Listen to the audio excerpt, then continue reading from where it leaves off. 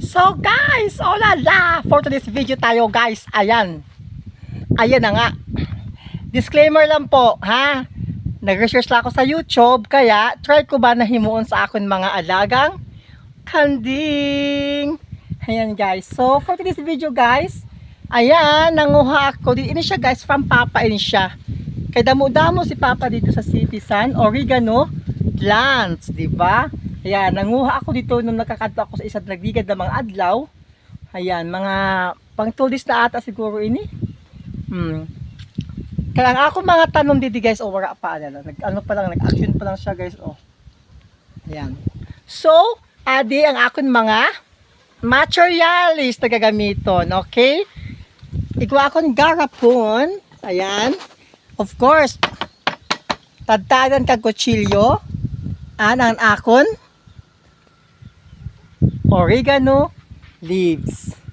Kag nagpakulo na akong tubig guys. Look. Okay.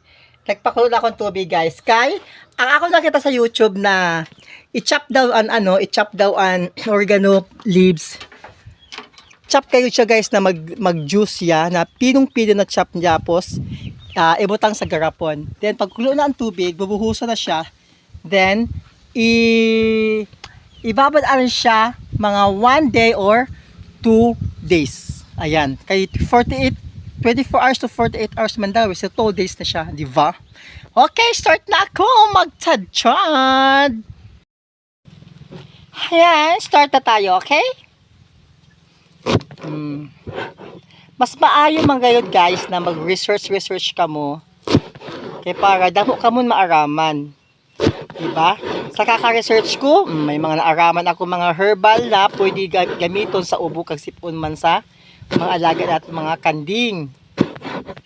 Ayan. Kaya kamo mga goat farmer, backyard goat farmers dyan, research lang ang aton kailangan para damo kita na maaaraman about pag-alaga san kanding. Ayan, pinong-pino siya guys daw ang pag-chop. Mas maigi nga ni guys kung may blender. Kay mas gayud ang iyang juice. Pagbaba sa tubig, gayud ang iyang juice niya. Kaso, bukid ini, kag wala kaming kuryente detach. Kaya, chop lang muna tayo. Okay? Ayan, malisod-lisod gayud guys sa farm pag wala kan kuryente. Solar lang gamit namon sa amon. Ilaw.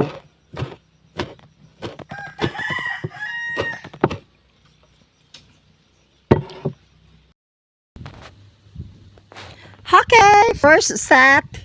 Yan, ito natin sa aton garapon. Nahugasan ko nagasang akon ang akon oregano leaves. Kag inila ako mga sangkala, ini mga gamit mga panghugasan ko na siya guys. As laging akon garapon.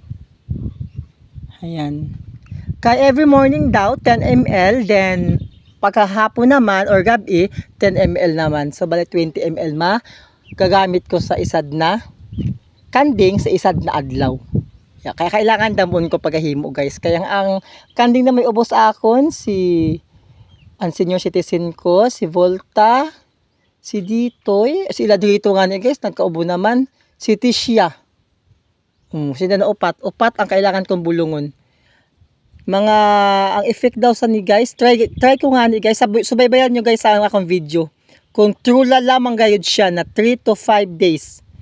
Ayan, pag successive ang imon painom, 3 to 5 days, tanggal ang ubot sipon ng iyong kambing. Kaya subaybayan nyo guys ang akon pag bulong sa akon mga alagang kambing. Okay, ayan, continuation na ako. Hindi ko na videohon, kitaas-taas na aton video. Kapuyan ka mo magkita, kaya wala akong viewers. Kaya hanggang didi lang anay, mag-video naman ako pag buhusan, mainit na tubig sa akon garapon. Goodbye. Ayan guys, ito daw guys si Ninya sa akon video. Ayan, okay na guys, nagalit ko na tanay ang akon oregano leaves. Ayan, buhusa ko siya ng tubig, di ba? Maghilo ka naman sa inda sa vlog. Hello vlog. Oh, maghilo ikaw. Okay, masabay-sabay ka. Okay, buhusan ko na siya guys sa mait na tubig. Dili si Nina. Dili si Nina akong buhusan sa mait na tubig ha. Ada akong buhusan sa mait na tubig. Dili kay ini. Love ko inang palanggang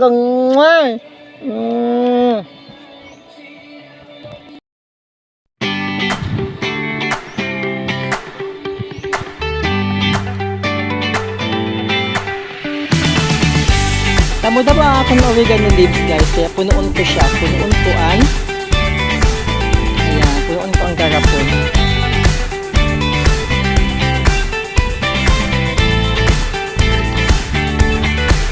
Ayan! So, ayan guys, naano ko na siya guys. Itabi ko ano siya sa 1 day to 2 days guys. 24 hours to 48 hours.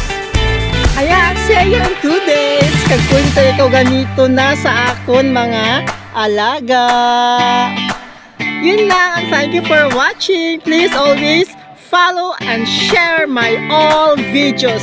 God bless us all and I love you all.